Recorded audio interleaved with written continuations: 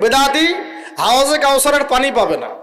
হাদিসটা শোনাই, নবীজি বলছেন আমি হাউজে কাউসারের কাছে চলে যাব।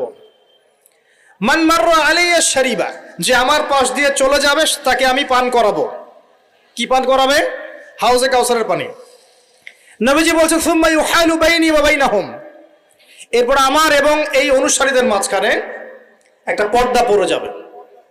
আমি বলবো ইন্নাহুম মিন্নি, এরা তো আমার উম্মত, কেন পর্দা পড়ে গেল?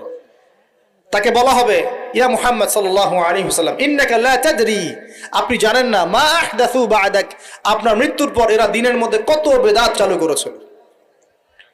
নবীজি তখন বলবেন, নিজে বলবেন সুহকান সুহকান, দূর হও লিমান গায়্যারা বা'দি, যারা আমার পরে শরীয়তকে পরিবর্তন করেছো তারা এখান থেকে দূর হয়ে চলে যাও। নবী নিজে বেদাতীদেরকে তাড়িয়ে দিবেন, বলেন নাউজুবিল্লাহ। একটা